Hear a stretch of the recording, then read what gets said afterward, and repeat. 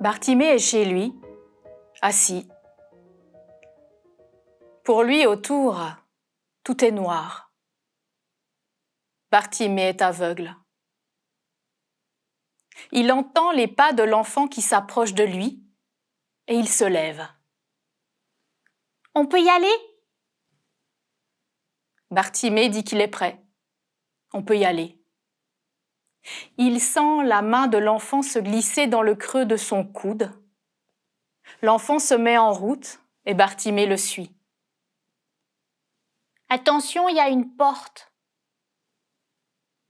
Bartimée met une main devant lui pour passer la porte. Puis il continue à avancer dans la maison et sortent. Ils sont dans les rues de Jéricho. Une charrette passe à côté de Bartimée. Il l'entend grincer. Elle transporte de l'huile d'olive.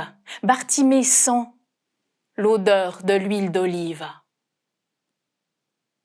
Autour de lui, il y a des gens qui vont, qui viennent. Il les entend parler. Il entend le bruit de leurs pas. Parfois, quelqu'un le frôle. Puis l'enfant lui dit « On est arrivé !» Bartimée remercie l'enfant et il l'entend qui part en courant. Il met les mains derrière lui, sur le mur. C'est un mur râpeux. Il descend ses doigts jusqu'à se retrouver assis sur le sol. Là, il met son manteau en dessous de lui et le remonte sur les épaules, en serrant. Puis il commence son travail. Pitié pour un aveugle.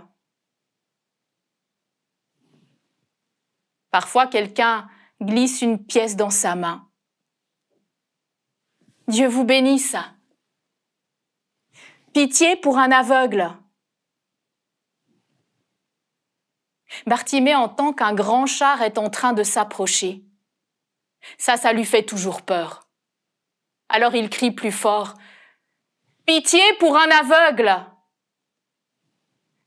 C'est pas qu'il espère que celui qui est dans le char lui donne une pièce. C'est qu'il veut être sûr que l'autre sait qu'il est là, pour qu'il ne l'écrase pas. Le char passe. Il n'a pas touché Bartimée. Bartimée sent que son cœur s'est emballé. Alors il prend son manteau, il le serre contre lui. Il sait que c'est dérisoire, mais ça le rassure. C'est comme une coquille. Pitié pour un aveugle.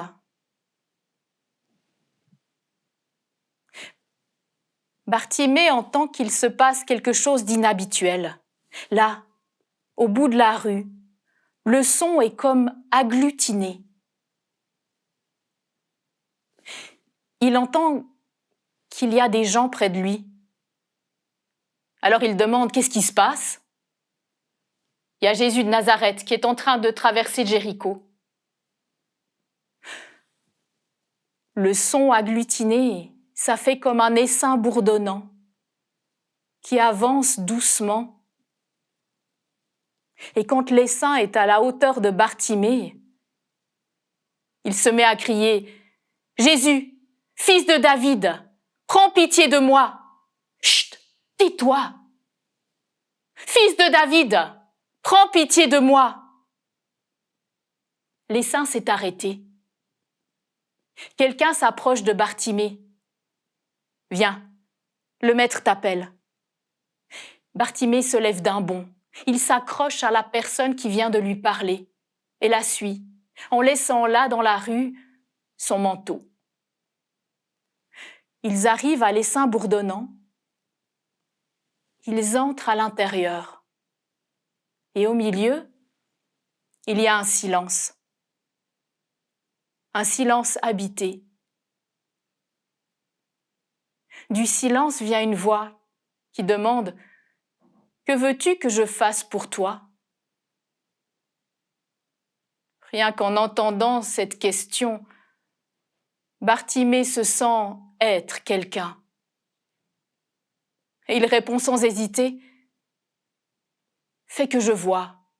Seigneur, fais que je vois. » Et il voit. Il voit les gens autour. Il voit Jésus. Les gens s'exclament.